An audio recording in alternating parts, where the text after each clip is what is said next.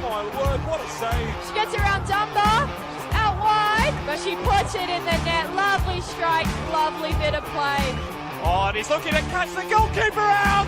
It is an unbelievable goal. Hello and welcome to Kickoff, the Football New South Wales podcast for NPL men's, women's and leagues competition. I'm Pellizzeri, my co-host is Maeve Sparrow. Maeve, great to see you. Welcome back from overnight shifts on the World Cup and you're ready to dive headfirst back into some NPL. For sure, it's great to see you, Teo. Now, to be fair, we were both still covering the NPL quite a lot during the World Cup. I had one or two games every weekend and I saw you were out at the Sapphire Cup final and you were still able to keep in touch with everything that was going on, even with a few distractions further afield. But what's the last month look like for you in terms of just trying to pile in, all your work on top of each other, including working overnight at SBS on the World Cup? Definitely, I had the pleasure of working with SBS covering the World Cup. And also there was a few familiar NPL faces and voices around. Sam Yeoman, Adamo as well were both working there. And Claude, it was great to be around the World Cup. It was awesome. Very strong NPL influence on the SBS World Cup team. Yes. But one of the venues and one of the games you did get out to was right here at Valentine Sports Park. We've had both cup finals. We'll start with the Sapphire Cup final, which was won by UNSW. First time they've ever won that trophy, 1-0.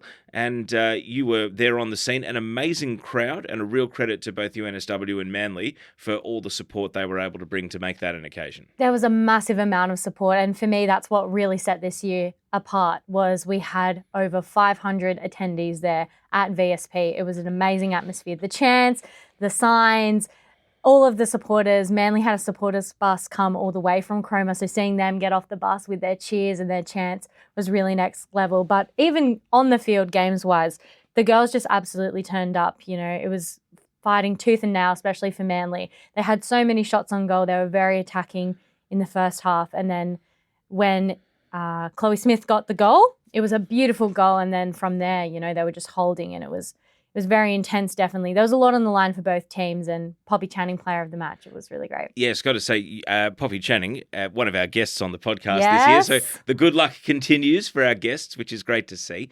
Just a shame those Manly fans didn't get a goal to cheer because there were so many of them. The other cup final was Sydney United going back-to-back, defending their trophy and winning, extending their record. They were already the record most times winner, 9th cup for them, and they defeated Apia Leichhardt 3-1, and they deserved it, really. I thought the cup final, Apia probably didn't bring their best and were in just a bit of a mini form slump, which they've since snapped out of. But Sydney United, their league form had just dropped ever so slightly, but at the time of recording, they have just beaten Marconi at the most recent weekend. So maybe I was the first to start to think that their title challenge was starting to waver, but they've already got a trophy in pocket. They've turned it back into a 3-team title race at the top of the league, and they were deserving winners of the cup final. Australia Cup is also back, Maeve, and Apia Leichhardt already through, and just a little bit of bragging rights because they were playing the top team in NPL New South Wales Peninsula Power. Would have been a much tougher game if it was away, but home ground advantage at Leichhardt Oval, and they beat them 2-1. SD Raiders also winning for the first time. They got their first ever win. They went away to Queensland and beat the Rochdale Rovers in Brisbane. So by my count, that's New South Wales 2, Queensland 0, Maeve. Not bad in the Australia Cup so far. What can I say? I'm a true blood New South Wales person. I love them. And at the time of recording, we'll have the other Football New South Wales teams competing this week. So hopefully it's a clean sweep and hopefully they can avoid each other in the round of 16 because it's great to be guaranteed that we have both Apia and also the SD Raiders through to the next round. Now, Maeve, some other initiatives. You went out to Mudgee for a Football New South Wales event. What was the event and tell us all about it? Yes, we had the inaugural Deploy Association Championship out at Mudgee. It was an amazing football event. We had over 16 associations performing in this tournament with over 700 players from under 13 to under 14s. It was great. We had people from Albury, Wodonga. We had some of our metro associations. We even had Dubbo and District. So it was a real blend of, regional centres and metro centres. When we were out there, the Every Beat Matters campaign was launched. And it was a really great initiative. This initiative is a statewide fundraising raffle aimed to significantly improve cardiac preparedness across its networks of associations and clubs in New South Wales. It's supported by Toyota and St John's Ambulance. The campaign directly funds the purchase, as well as maintenance and servicing of defibrillators across Football New South Wales' footprint. It ensures that clubs are equipped to respond to cardiac emergencies on and off the field. Football New South Wales will also establish a long-term defibrillator register to be able to track equipment, distribution, access and maintenance across all 636 clubs and 31 associations, which will just strengthen ongoing safety and also accountability across the game. If you want to buy a ticket for the raffle, they're only $5 and they're available online via Raffletix or through the Football New South Wales Every Beat Matters website. The major prize is a car. It's a Toyota Corolla ZR hatch hybrid valued at over $44,000. Additional prizes include fuel cards and first aid kits. So I think it's a great initiative, Teo. Great. Good to see that being rolled out, and it's perhaps been brought acutely into focus and more relevant than ever, given the incident that happened in an NPL women's under-23s game recently, and hopefully all parties concerned there are on the mend, and both emotionally and physically. But great to see that the Every Beat Matters campaign is being rolled out. We've got a great podcast coming up. We're going to have guests from NPL Men's, NPL Women's, and Women's League One is where we will be checking in on this episode. So stay with us. This is Kickoff. Day after day, Kappa rewrites the concept of sportswear. Kappa means teamwork, past, present, and future. Kappa never stops, 'cause winning starts within. 2 people, 1 brand. Kappa. So it's time to jump into NPL Men's, and we have a guest from a team that is enjoying a bit of a revival, Sydney Olympic, and their star man out of the transfer window, Panos Armenakas, who joins us. Panos, thanks for jumping into the podcast. Welcome back to Australia. Great to see you. Let's just get straight to it. Recent results, Sydney Olympic have had an upturn. Obviously, the goal is to avoid relegation, but a lot of people are wondering, why Olympic, why now? And tell us how it came to be that in the transfer window, your name popped up as one of the ins. Yeah, it wasn't something that was planned, obviously. Coming back to Australia or whatever, it was kind of a last-minute thing. Transfer window open in the NPL. A few discussions with some teams, and then obviously the last club that I played for before I moved into Europe when I was a young teenager was Olympic. Obviously Greek background as well, so there was a couple of things. I saw something that was a challenge for myself. Obviously I'm not going to say that winning the NPL wouldn't be important, but I think, having played in Europe, having played in the US in those types of leagues, set myself a challenge now with Olympic to try my best to help the club and be a small part of their success. And success is seen in different manners, for certain teams it's winning NPL, and for Olympic that's definitely the ambition, I'm sure, in the future. But for the short term right now, it's helping them stay in the NPL. You were most recently in America and there for quite a while. You haven't lost your accent at all. No. You haven't picked up their accent. No. No, did you? Or I'm not selling you short. Did you sound even more Australian before going over there? Or has there been any American influence on your thinking or on your language? Or? No, not like. I find myself wherever I am, whether it was in Greece or Italy or Denmark even, or Belgium, I always end up changing my accent for the people that are there. So now it's a lot more comfortable. But yeah, no, I never picked up like a US accent or anything like that. But well, let's talk about your journey, because you mentioned that you were in Australia. Obviously a very bright teenage prospect, and you've been playing professionally all your career, and you're now in the peak years of your career. But tell us about your journey. Where have you been? Where have you gone? And it's awesome to have you back in Australia now. But give us a little bit of the background of the countries you played in and the clubs you went to. Yeah, so leaving Sydney as a 13-year-old boy, left at 13, went to Watford in the UK up until 16. Signed my first professional contract at 16, moved to Italy on my own with Udinese. Was there for 3-4 years, and amazing. Looking back at it, I kind of took it for granted. Like I'm there in and around it, and with players that like one of my closest friends in football is Bruno Fernandes, and that was from Udinese times, and living in the same apartment building as him and going to training with him, and still keep in contact today, and was getting my sister tickets to Man United games and stuff like that. And yeah, and then like I take it for granted even now, and like when you speak to people, his name and Rodrigo de Paul's at Udinese with me, and Di Natale, and it's just crazy to think. So from there, Spent 3 years there.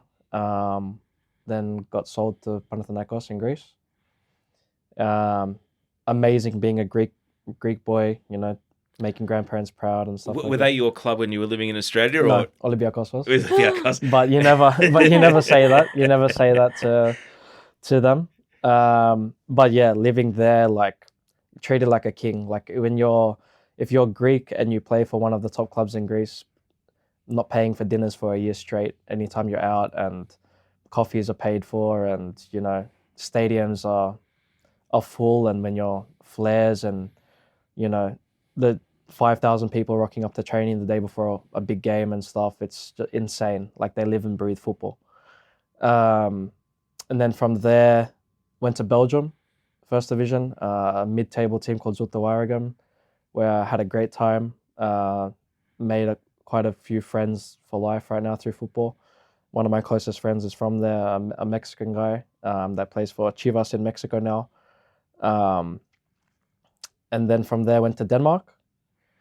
Good time as well, like all these different experiences and stuff, playing, you know, first division in Europe or whatever, and then second division in Denmark. Cold, getting dark at 3 p.m. in the winters and minus 10, 15 degrees, and can't feel your toes when you're playing and stuff. But that was a different sort of environment. And then moving to the US was unbelievable experience. Living in Phoenix, Arizona, one of my favorite places to live. The weather is like 40 degrees year round, and sunsets are purple and beautiful. One ended up winning the league my first season. Yeah, just different. And then I love sports, so the sports culture in the US was, you know, going to Phoenix Suns games one night and then the baseball the next, and then NFL the day after. The travel was incredible. Got to every away game you go by plane. So fly into San Diego one weekend, fly into New York the next, in Miami for 3 days. So it's just an amazing experience. And then finished my last season in Oakland in California. And had another year contract with them, but there were some things going on. Hopefully it should have happened with some stuff in Europe and Asia, but it ended up falling through, and then I became a free agent, and here I am. And coming back to Sydney Olympic, did it feel like coming home? What was your mindset, or what did it mean to you to finally return? No, it felt weird, because being Australian and then having never played in Australia, you know, like I've never played a professional game before my first game. I can't remember, I think it was St. George, my first game. Never played in Australia, but represented Australia throughout my whole youth, and like under 23s and Joey's at the World Cups and all of that, having represented Australia, but having never played in Australia felt a little bit weird. But it was nice. It was a nice moment. I had friends and family at my first game, and my grandparents got to watch their first ever game of mine against St. George, and we ended up winning, and I scored and assisted. So for me, it was special. My grandfather's 92 years old, so his first ever game, he got to see me, and I scored in front of him. And it's pretty cool. Still going to games at 92? Still going to games at that's 92. awesome. Yeah, Yeah. and he grew up, you know, when he first moved to Australia, always watching the Sydney Olympic Games. So for him, it's like, you know, he's going there, and all his friends are so like, he's like more famous than me at the club, to be honest. Yeah. I wanted to ask, because you mentioned how young you were when you moved overseas, and so many players in the NPL system, NPL juniors now, talented junior players, they wrestle with those, you know, what's the right pathway for me? Do I join an A-League academy? Do I stay with my NPL team? If you have the passport, if you've got the ability to go, do you go? And having lived that experience, you know, what would you say to players who are wrestling with that same decision? Because, you know, you're only a teenager. Your parents might have an idea. You might already have an agent who's got an idea of the best way forward for you. But from your experiences, what was it like to be identified as like a top young talent and have the chance to go to the UK the way you did?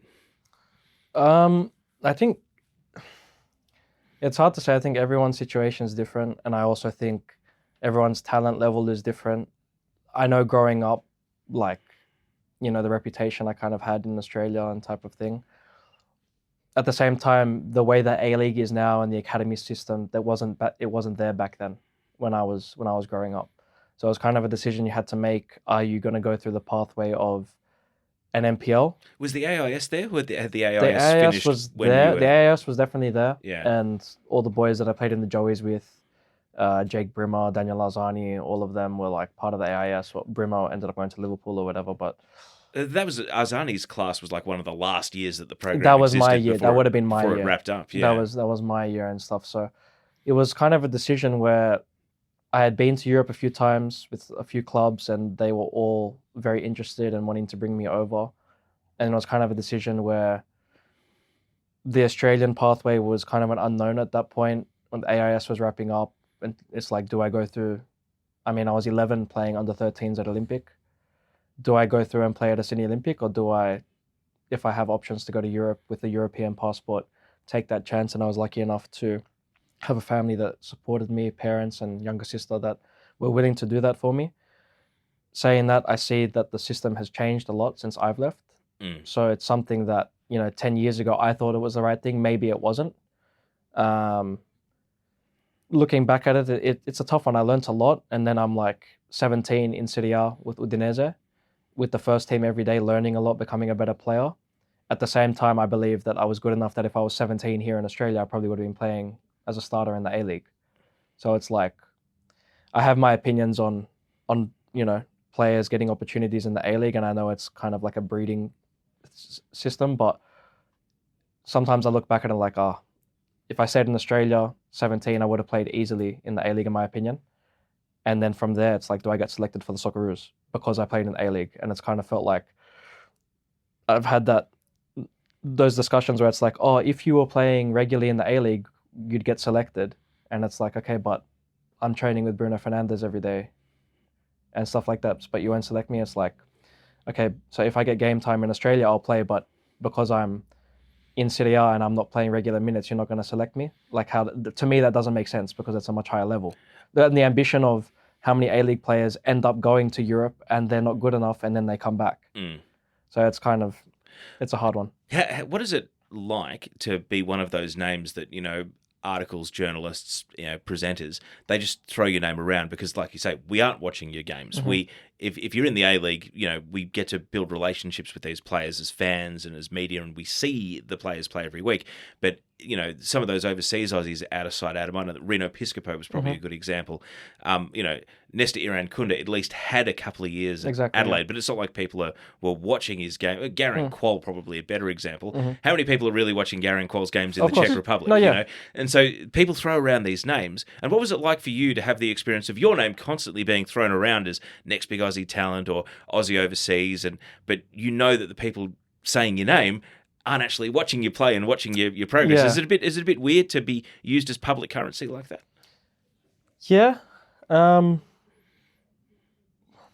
of growing up with that, it was kind of like my norm.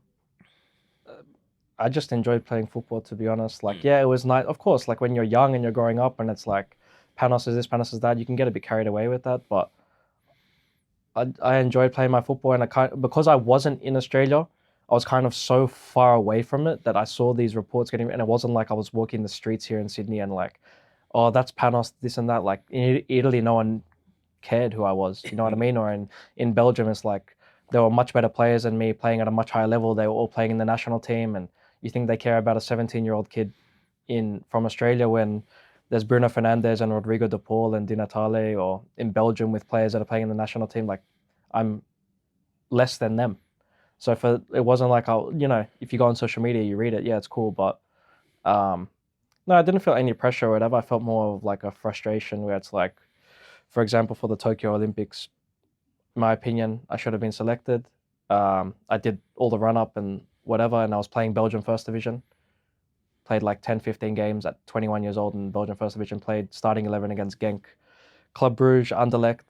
Played against teams like that, didn't get selected, but boys that played against Western Sydney got selected. And it's like, you're choosing boys from the A-League, but I'm playing against teams that play in the Champions League and I can't get selected. So it's like, but you're not watching. You know what I mean? So that's where it's like, I think it's a bit different now because we got quite a few boys that deserve to be in the Socceroos that are playing overseas or whatever. But around my period, it's like all the boys that got selected for the Olympics, I think of the 18, I think like 17 were playing in the A-League. And it's like, so you're saying that the boys that play in the A-League can get selected for the Socceroos or the under-23s, but I'm playing against Club Brugge that are playing against Ajax or Liverpool in the Champions League and playing 90 minutes and I can't get selected. It was just a weird one for me. It's tough, yeah. Yeah. What are the ambitions now? Like, it's a very short runway to the end of the season for Sydney Olympic. Obviously, the goal is to avoid relegation. But have you put a huge amount of thought as to what comes at the end of the NPL season? And obviously, Olympic will have the championship. The A-League season will have started. You already flagged that you were looking at options in Europe. So, what is the thinking and what are the ambitions once the Olympic season's done? No, I think we got 6 games left at Olympic, starting this Friday against Manly. The club's ambition for sure is to stay in NPL 1. That's my first goal, to help the club as much as possible. I think we're equal on points now with St. George, so off the bottom, and we win on Friday and we're right there to continue a good run of form. We got a good result on the weekend, good result before that. So I think with the new players coming in, we're building something. Performances are important, but the main thing are the results. And then at the end of the season, it's come the last game, final whistle blows, Olympics saved in NPL 1. And then for me, some discussions I need to have with whoever's in charge at the club or other teams or whatever. But yeah, I'm a free agent, and whichever teams are interested or are wanting me to play for them, then we can go from there. But I haven't really given much thought other than the short term right now. It's a good perspective when you're in a relegation battle. Take us inside the rooms. I was at the St. George game where it was 8 new signings straight into the starting 11. And I'd actually commentated the game the week before against Rockdale, which 4-0 loss, more of the same, and Olympic losing touch with survival. How is it that, I know it hasn't been perfect every week because you had the Wanderers game in there as well, but the upturn in form has been pretty immediate. Is it just because the new guys came in with a mission? Has the coach had a big role? What is it that's brought the group together in one transfer window to try and pull together to get these results? Yeah, it's not easy, for sure. At any big club, you could probably see that, when there's an overturn like that, it's not easy. And I wasn't even registered to play against St. George until the morning of. So I was out of the starting 11. I had trained all week, hoping all the boys were signed and they couldn't announce me. And well, I was told your ITC hadn't come through on the Friday. On the Friday. And it came through on the Saturday. It came through on the Saturday. So I woke up going do I go through my morning routine of having my coffee and my morning walk and getting a haircut to look fresh for the game, or do I not? And then I got told at midday for a 7:30 kickoff, okay, you can play. I'm like, okay, switch on now. And then, but going back to it, it's not easy. I was lucky enough that I had trained a little bit with the boys to build a bit of a connection. But credit to the coaches and the players. They've welcomed me, obviously being the latest player to sign, and they've really helped me. I'm doing what I can, I think, with my experience or whatever. And then I think my quality will show in the games that, it's not easy. I'm a type of player that I like to base form off performances, not just results. But the situation we're in, the results are all that matters. And it's I had no time to build in. And first game, St. George, 90 minutes. And to get the win was pretty nice, and to build off that. So even the game we lost against Western Sydney, I thought we deserved to come away with something. We had a lot of chances. But yeah, I know there's pressure on me to help the team out of relegation zone. I know everyone's saying Panos needs to be doing this and that or whatever. So every week I know there's a target on my back, and I'm sure other teams we want to be the team that relegates Olympic. But to be honest, I enjoy the pressure, and hopefully it's the same this weekend. And has it always been that way, that you enjoy the pressure and that you can kind of shut out those, Panos needs to do this, Panos needs to do that? What's that mindset switch into, yes, it's game time? Yeah, I don't really, to be honest, people say shut it out or whatever. I prefer they're talking about, I prefer I know teams are probably saying, we need to shut Panos down. Or even on the weekend, I heard Perko on the sideline saying the ball was on the left side, and every time follow number 10, I wasn't even near the ball. So I enjoy that, and I knew leading into the game, it's kind of what it is. And I know teams are that's my job at Olympic, to create as many chances for my teammates as possible. And I think we've been doing a great job of that. Scored in every game. We could have scored a lot more in quite a few games as well. So I think that's the thing. I think if we can start keeping some clean sheets, we'll be fine. But the pressure is I know Manly this weekend, for example, or the week after, they're going to be shut Panos down, and that's fine. I'll figure out a way. So I enjoy the pressure. And one other little wrinkle is, in spite of their league form, Olympic has had a great cup run, and you've got Brisbane Roar in the cup. I know that historically, teams battling relegation, having to play big Australia Cup ties, generally, some teams treat it as a bit of a break, less tension, a chance to just have a game. What is the thinking around that Brisbane Cup tie? Because it's not for another couple of weeks, and you are in a situation where the league form is primary. Is the squad seeing that Brisbane game as a free hit, or is there a collective motivation to keep the cup run going because it's good for morale? Like, what's the thinking with that one? Yeah, to be honest, we haven't really spoken about the Brisbane game as much as a club. I'm sure it's on everyone's mind. It's a big game for the club, big game for a lot of the players that haven't played against the A-League teams.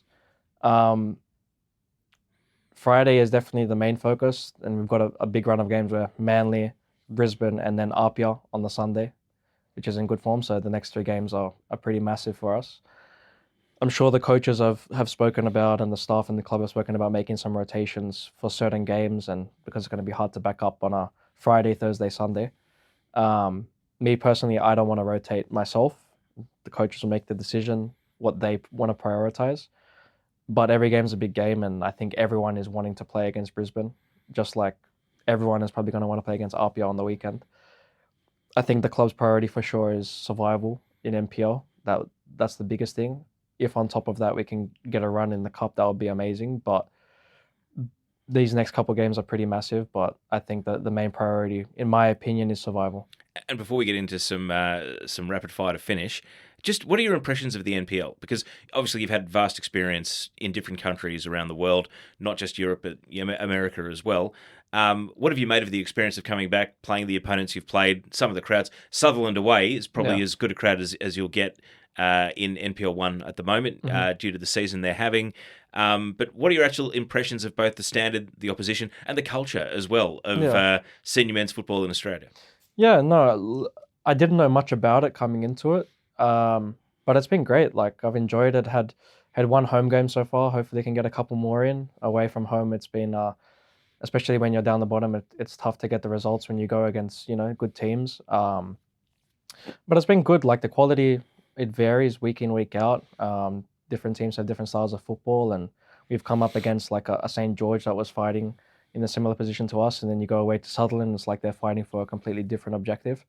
Amazing crowd at Seymour Shore on the weekend, and it's a tough one, like different surfaces, some on grass, some on turf, some are smaller fields or whatever, so every week is a different challenge, but I've enjoyed it so far, and I think there's some good quality players in the league, and you can't take it lightly. I think the table lies a little bit, I think, because for me, the difference from losing to Western Sydney Wanderers away to a Sutherland, I don't think the quality is that much of a drop-off, but you look at the table and Sutherland's higher than them or whatever. So if you look at our results as well, like, yeah, granted, we've had quite a few transfers, but I think maybe 2 months ago you could have taken Sydney Olympic lightly, but I don't think anyone is seeing us as, oh, we're bottom of the table, it's going to be an easy game. And I think we've shown that, Wollongong and Sutherland and St. George, like, lost 1 of the last 4 and gotten positive results away from home to Sutherland and winning. And I think we're on the right track. So I don't think, any game's easy so far. We've been talking about all these great quality players in the NPL. I also want to talk about who would you have in your dream five-a-side team from your career, players that you played with. It can be from overseas, it can be in your NPL club, anywhere you like. Dream five-a-side, who would you be picking? It's a tough one. You're going to upset a few people here. Yeah, I'm going to upset a few A people. lot of teammates. No, for sure. I think Bruno Fernandes has to go in. If we're talking about goalkeepers for my five-a-side team, probably best goalkeeper I've played with, he's at Napoli now, Alex Meret. He was at Udinese with me. So Alex Meret, Bruno, midfielder, one of my best friends that I played with in Belgium, Omar Govea, plays for Chivas now. So that's 3.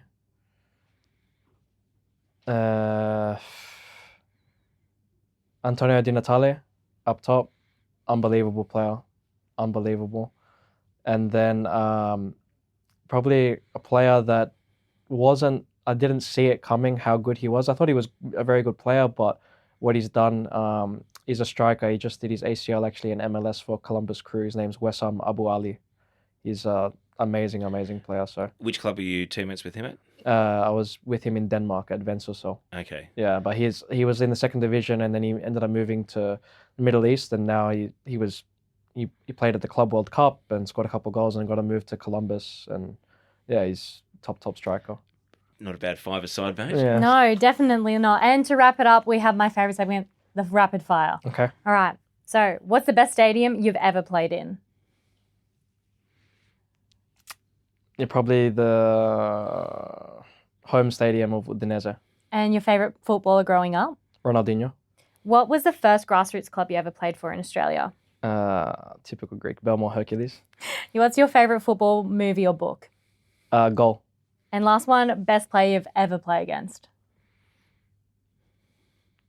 Mbappe at a youth tournament, but he wasn't Mbappe yet. But he was that good. Was he noticeably on the way to greatness? Or I mean, I don't know if you can ever tell, because like playing in Europe, there's so many great players, but like he dribbled like the whole team, like dribbled 4 players, went around the keeper, rolled it over the line, picked it up, and then took it back to halfway. And I was like, okay, there's levels. Thank you so much for the insights both into your career and also what's going on at Olympic now.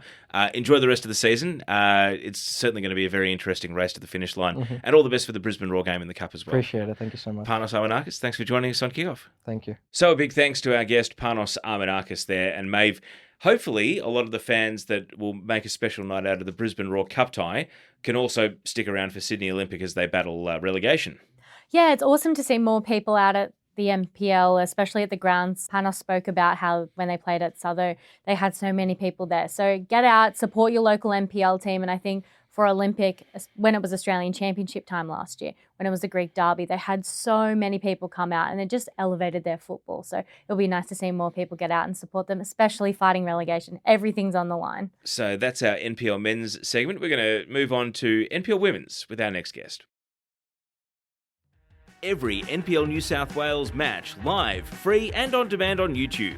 Subscribe to the Football New South Wales YouTube channel today. Time to talk NPL women's and our guest from the NWS Sydney Spirit. We've been flagging all season that they were going to have a revival in the transfer window, and indeed it has come to fruition. And one player that's been a key part of that is Ella Abdul Massih, who joins us. Ella, thanks for jumping onto Kickoff. Thank you for having me. Now, before we get into the football side of things, your own personal journey, you actually missed all of last A-League season due to an injury you suffered in an NPL game last winter. So tell us about the injury and your rehab and how just what a journey it's been to just get back on the pitch and even playing. Yeah, no, the injury was definitely hard. It was like my 3rd game back into NPL. So I didn't get much game time. Like I hadn't even played a 90-minute game yet. And, I got like tackled, and the way my foot was planted, I tore my Liz Frank, which they call it the ACL of your foot. So it's pretty a major ligament in your foot. So I had surgery that week, got surgery done. It was like, it's meant to be for an average person, a 12-month recovery process. For me, I was lucky it was 10. And then I got the rope taken out, and because I did my recovery and I got back to passing, and passing was really hard for me. And every time it hit that inside of my foot, it was really hurting. So we got, Perth flew me back to Sydney to see my surgeon, the same surgeon that did the surgery. And we got the rope taken out by him. Perth just looked after everything, and Perth were absolutely unreal with everything. They helped me with my rehab, with looking after it, making sure I was okay. Shannon Codd was my S&C at Perth for that, and he was massive. Like as soon as I did the injury, he's the one that got me in touch with the surgeon. He's the one that, we were doing conditioning once a week before I did my injury to get ready for my Perth season. And he, after I did my foot, got me into his gym twice a week. And we were doing just gym stuff, after, when I was in the boot after being out of the cast I was in a cast for 2 weeks after that. Got me in doing gym with him twice a week. And it was really good. It took my mind off, my injury, and I was with him and we were rehabbing together, and then we went to Perth and we were rehabbing together again. So he was just massive and vital in that recovery process. Given that you started so young in the A-League Women's and you were, like many players in your age profile, having that experience of A-League in summer, NPL in winter, how tough was it to have like that first major long-term injury? Because it seems as though, you had a pretty good routine to get yourself back, but were there dark days during the challenge of, your career maybe not going the way you wanted it to go? Oh, it was hard because I was really looking forward to, going back to Perth and really making a name for myself there. That's what I wanted to do. So then to get injured, it was really hard and a tough pill to swallow, especially being that long out. And I was able to sort of walk on it. So I didn't think it was as major as it was. And there were dark days. Yeah, it was hard because you were just rehabbing and sometimes you were by yourself. My family was all in Sydney and I was by myself training, running. You're a bit segregated to the group when you're rehabbing. So you're doing it by yourself. So yeah, it was hard, but I had a good support network around me, which was great. Got me through it and I'm back fitter and stronger than I was before. So in a way, I see it as a blessing in disguise for me personally. So let's talk about sort of how you emerged, because you weren't playing NPL 1 when Catherine Cannuli called you up to Wanderers, I understand. Yeah. So tell us about that progression and then sort of you get exposed to the A-League Women's at like 15. How have you made decisions about where to go since then? NPL clubs, is the ambition overseas? Like, what was the journey that's brought you to this point still relatively early in your career? So yeah, Catherine did bring me over because I was at SD Raiders for like 7 years with her and Nick Carl, playing boys and girls there with them. And she brought me, I was training on with Wanderers and then she gave me the opportunity to sign midway through the season. And I think it just came from, she had really good belief in me and she knew that, if she put me on that I could do what she wanted me to do. So, after she left, I sort of, I had to fend for myself. I didn't know the other coaches that I had. So I was then stuck in there. And then, I got a phone call from Stephen Peters and he told me, well, he'd always say to me, because I was friends, with him prior to him getting the job at Glory, he said, if I ever get an A-League gig, I'll call you up. If I ever get an A-League gig, I'll call you up. And he did. There's a lot of coaches like that Yeah, that think they'll get they their revenge. They say that, but he literally, like the day he got it, gave me a call and said, listen, I've got this job and I'd love for you to come. And at there, I was tossing between going, after he gave me that opportunity to Perth. And I was thinking also, I was in talks with Jets. So I was tossing, but after he gave me that opportunity, I didn't really have to think because, he did stick to his word in calling me and he did do that. And, I believe that he'd give me the opportunity, which I feel like he has. He's given me that game time, coming back from my injury. He started me the last game. So, yeah. Well, the season before last, when you scored that last-minute free kick against Brisbane Roar, that was quite memorable. But NPL this season, what do you put your good form down to? And I spoke to Dan Barrett at a game before the draw against Bulls, the 4-all. Yeah. I asked him, how have you put together a team in one transfer window and gelled them all together so quickly? And I'm not going to bias your answer by telling you what he said to me, but what do you put it down to that the team has been able to pull together in such a short term?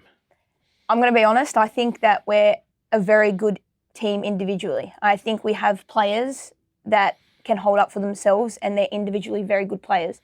So I feel like, we train once a week because they're all at Future Matildas. So we train Friday morning for like an hour.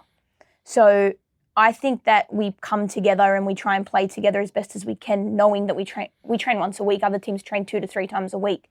So I think definitely we're all individually good players and we're able to play together depending on our individual ability. And that's where we sort of try and play. But Dan's absolutely unreal. He's honestly one of the best coaches that I've had. I like his style of play and his aggression, and he gives me that creative freedom, which I think comes down to my form this season. Is he's given me that creative freedom to do whatever I want. And I feel free to play. I feel like I can do what I want and play how I want. And that's come down to him giving me, that card that goes, Elle, you go do what you want to do. And, as long as I'm, helping the team, he's happy. So he's been really good. I really like him. And when you are on the midfield, especially, you've just had some form, like amazing throughout there, just playing, opening up space. And, it's awesome to see the girls gelling. What do you think for you it felt like when you were coming back from that injury, when you were going to play your first game? What was going through your mind? And then now you've hit some form. Do you look back on that? And what's your thoughts there? My first game, I was a little bit nervy, coming back. I hadn't played even like a training game properly. So I was, but after I sort of got like my first 20 minutes in A-League, then 45 minutes, then started, I was like beaming. I was so happy. And to start, I thought I did pretty well considering I'd been out for 10 months and I played like 60 minutes against Melbourne Victory. who are a great team in form. So I was full of confidence. Even coming back into NPL, I was full of confidence. So yeah, I think that's what's coming down, because I'm playing with confidence and freedom, and I'm just happy playing right now. What is your best position? Because whether it's You're a bit of a jack of all well, trades. but I guess some players almost hate the versatility because it means that you never lock down a position. But other players hate being pigeonholed and having to learn a position that's not where they actually like to play. So tell us, what do you think your best position is, and how do you see that evolving? I think it's hard. Right now, I'm really liking the midfield. I would, in my team that I'm playing right now, I want to stay in the midfield. I want to see how I go in the midfield in A-League, because I do think it's quicker, and you've got to be quicker with your decisions, stronger. So I would like to see how that would go. I definitely like wing. I like anywhere in the front line. When I get put in the back line, I'm not a fan, but I do like the front line because I like to score. Spirit can't make finals. Top four is hard, and obviously you came in with a team that was looking to avoid relegation, and you're close to mathematically locking that in. Maybe you still need to win one or two more, but you've got 6 to go. Does the pressure feel like it's come off the team a little bit? Or, I mean, the loss to Apia, sort of, you were on an undefeated run of 5 or 6 games. Now that came to an end, do you feel like, the team needs to kick again and find that second win just to make absolutely certain that Spirit will avoid relegation this season? Yeah, I think, we go into every game wanting to win. That's the mentality that we have. There's no game that we're like, we're playing to win every single game. But right now we don't feel as much pressure, I think, because we back ourselves, and we've seen that in performances that we're able to uphold our game and play to our strengths. So we do have the belief right now. So we're pretty confident. How do you see the dynamic of having to split your time between the A-League and the NPL? Because obviously the PFA want the A-League to go year-round full-time. I think everyone does. The sad reality of trying to, get blood out of a stone is the money there? Are the clubs sophisticated enough to have year-round administration? There's no doubt we've got the talent to support, a year-round league in terms of the quality of players. It's, do we have the clubs that can make it happen? How do you see that balancing act, especially as someone who splits your time between home is Sydney, but your A-League team is on the other side of the country? Oh, it's extremely difficult. I think the year-round would be great. I think, you see girls go straight from training to work. And it's like a whole, you can't focus on one thing because you're going from training to work, and your mind might be at work, but you're at training, or your mind might be at training, but you're at work. So a year-round would be good, especially for me. Like, when you're out of state, it's hard, My family's back in Sydney. I'm in Perth. You're trying to juggle, to find a job even. We finished training at 12:31. Like, to find a job that's going to accommodate in the afternoon, and, you've only got these days available or these days available. You could be travelling for a game. You could have and in the West, you lose a lot of days due to travel as it is compared to someone living on the East Coast, Like, going back into a game, we might come off 3 days of training, or sometimes 2. Or sometimes we'll go to Melbourne and we stay for maybe 4 days and we play a game, then we've got 2 days off and we play another game. So, and mind you, it's 10 hours travel, 9 hours travel, there and back each week. Are you gold class frequent flyer now? I don't put my points in. I should put my points in. You've got to put your points in, yeah. But for you right now, work is football, yes? Yep. What do you tell us about what you do in academy and coaching space? Right now, I've started up my own academy and clinic called Massey Football, and I do young girls and young boys. After school, I train them. It's really focused mainly on, the technical side. I think because the game sort of lost a bit of the technical side now. It's all, kick and run and who's the fittest to survive type of thing, rather than, technical, keeping the ball, playing the ball.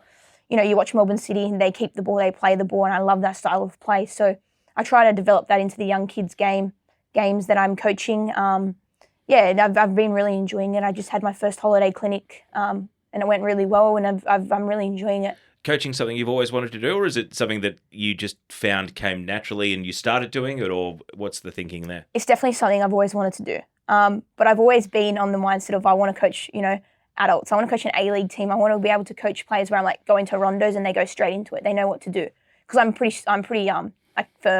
I'm pretty strict. You got a lot of your playing career ahead, and it's nice that you're thinking ahead, but you're It's young. not out of the question. You still got a while to go. Oh, I still got a while to go, but like that's in the plans. Like start with the young kids now and go into like the adults. And yeah, because I think I'm pretty like firm. I'm like, yep, do this, and they do it. First word type of person. And what's been your highlight coaching the younger kids? It's a very different environment. You're going from the A-League, you're going from NPL to the younger children. What's that like? It's really good. It teaches me a lot of like patience, and we get along well, and I can relate to them because I've got younger siblings, so I can sort of we have some jokes and some banter, and they're your friends as well as you're coaching them, so you want them to enjoy it. So it's really good. Maeve, take it away with the dream five-a-side and some rapid-fire questions to finish. Yes, we want your dream five-a-side team of players that you've played with. So tell us who you pick and where you've played with them, and maybe a little bit about why you've picked them. Okay, so I'll go first. I'll go in goals. I'll go Teresa Morrissey. I think she's just tough. Like, she's such like a down-to-earth, amazing person, but she's also like... Had she only ever been an opponent when you were in the NPL before you became teammates in Perth? Or had you been teammates previously We've been teammates at Wanderers. Okay. She was she one was of the keepers there when Kat Smith was there. Amazing girl. And just, I think her form this season really showed her quality. So I'd definitely go, I trust her in goals, and she's got my back. She's a tough girl. And then I'd go Claire Hunt. Wanderers? Yep, played with her at Wanderers. Yep. Amazing person and amazing player. As you can see, she's played big clubs, Tottenham and PSG, and she's just an amazing person. I'll go Tian McKenna. She's also very good. I really enjoyed playing with her. She's a roommate as well, and she's an amazing person as well. Off on her own adventure to Norway now. Good for her. Yeah. She deserves it. She's honestly an unreal player. She's got all the qualities. So I'd go her. I'd go... give me Ivani Prakash. She's a little terrier in the midfield. Is Spirit first time you've been teammates, or had you been teammates previously? We've been teammates, I believe, at Institute. Okay. And she's terrier in the midfield, works hard, great player to play with. And I put myself at striker, so she can feed me. You can't pick You yourself. can't pick yourself? I probably should have added that. You can't pick yourself. All right, no. But honourable mention to yourself. But Okay, all right. I was just, okay. I'll go Sky Helmrich at striker. She'll score me goals. Ivani can feed her, and Tian can work, and Claire at the back. Yep, I think I got a solid team. yeah, that's a team I definitely wouldn't want to come against. Oh, thanks. And coming up to the rapid fire, some quick questions. Yep. Don't think, just tell me. Yep. All right. Who is the funniest in your squad? Sky Helmrich, Who's the best dressed? me, Who's always late to training? Ivani, Who spends the most time in front of the mirror? Ruby. And who has the best tunes in the dressing room? I'll go Sky. There's I'm not a fan. A bit of hesitation about It's that. doof doof. I'm not a doof doof type of girl. Congratulations on helping Spirit turn their season around. Thank you. And also on your own rehab and return to form. Thank you. And all the best for the remainder of the NPL season and whatever's ahead after that. I appreciate it. Thanks for having me. Thanks for joining us. Thank you.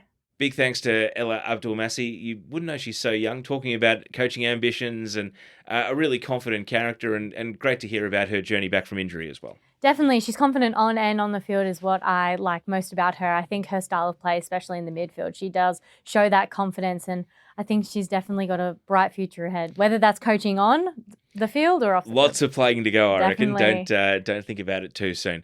All right, that's NPL Women's. We're going to do our leagues chat next. Mitre is the official ball sponsor of NPL New South Wales and Football New South Wales Leagues competitions. Visit Mitre Sports Australia for all your football needs. Mitre, a different league. It's time for our leagues chat, and we're going to League One Women's for this episode, where there is a pretty tight and hotly contested promotion race. And joining us from the Marconi Stallions is Pene Bonovas. Penny, thanks for joining us on Kickoff. Yeah, thank you for having me. I say it's a tough contested promotion race. Take us inside the mindset of yourself and your team as everyone chases Raiders at the top of the league, but you've just come off a big clash against St George, another team with ambitions at the weekend. How have you found the season so far, and what do you envisage that run to the finish line is going to look like? Season's been really good. The girls we've been amazing, and not only the results, but the football as well has been next level. I think we just keep improving each game. Goal is just promotion. Just want to keep winning and obviously win the comp as well, win the league this season.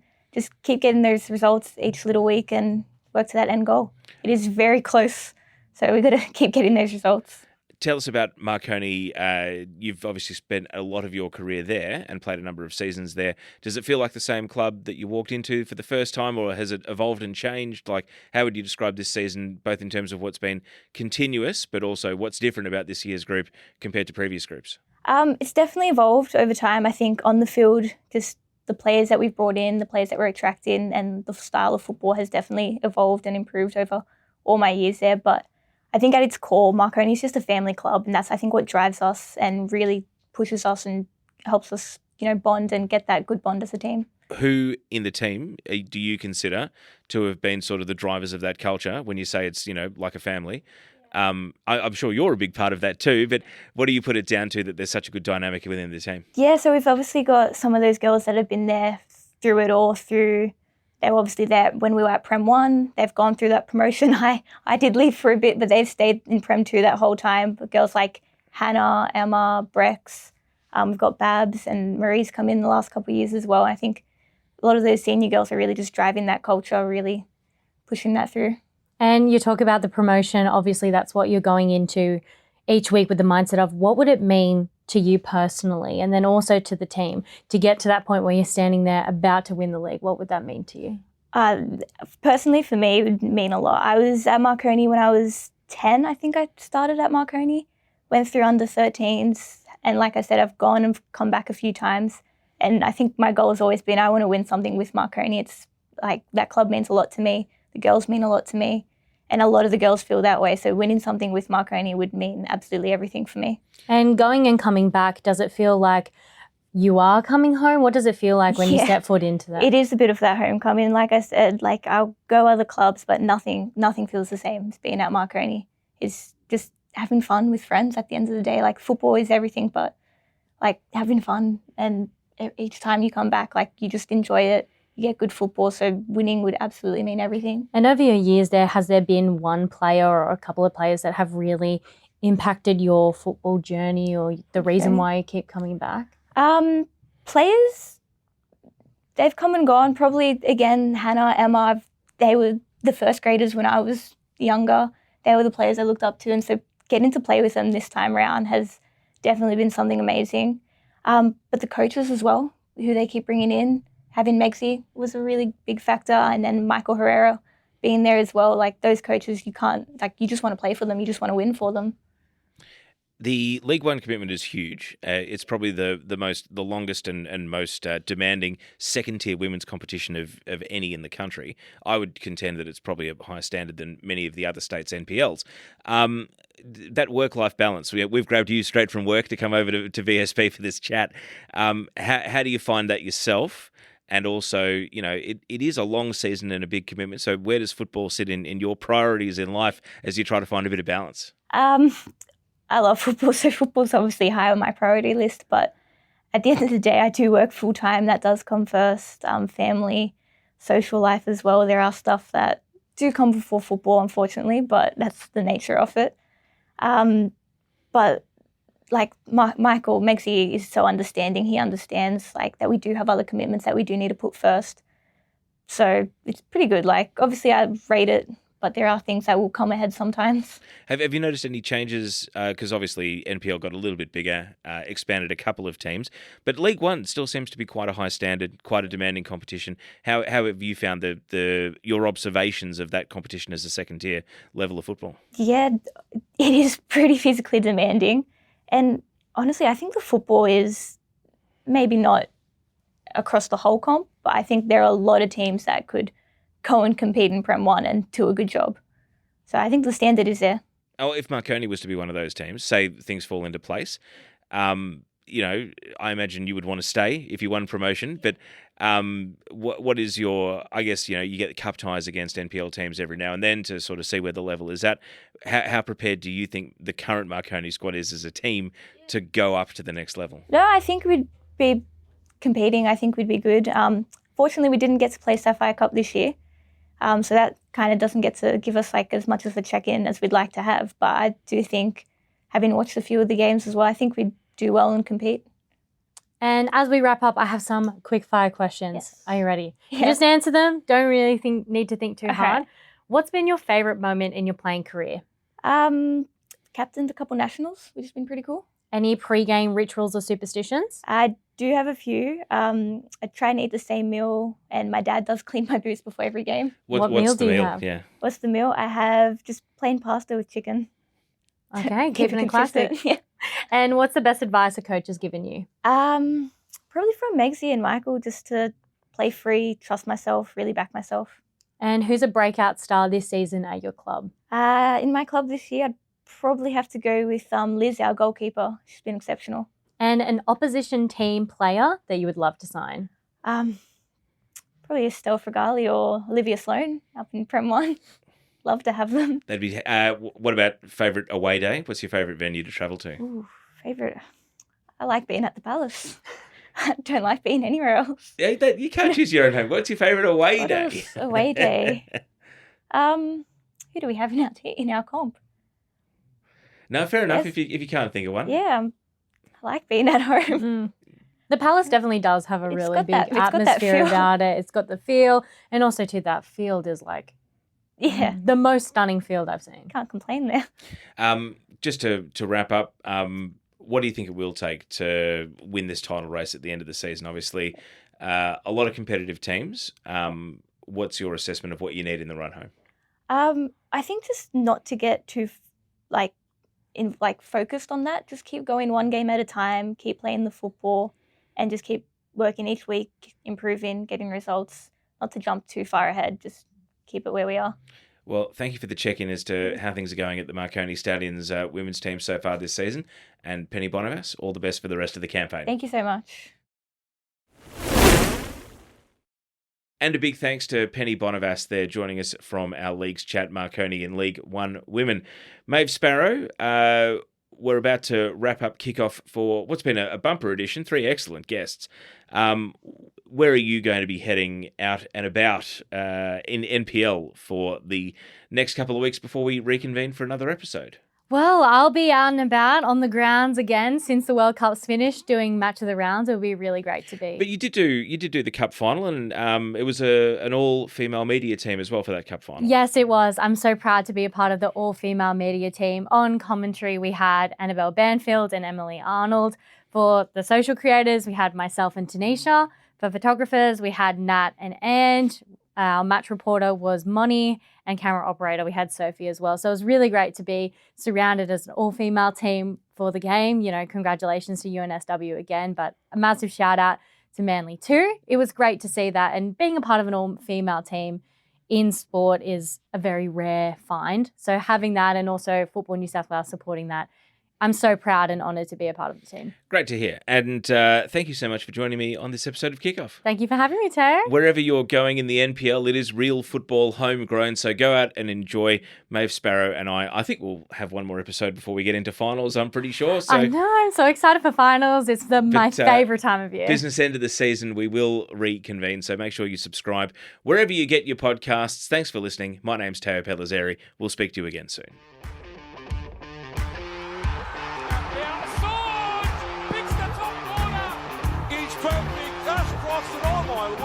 She gets around Dumba, out wide, but she puts it in the net. Lovely strike, lovely bit of play.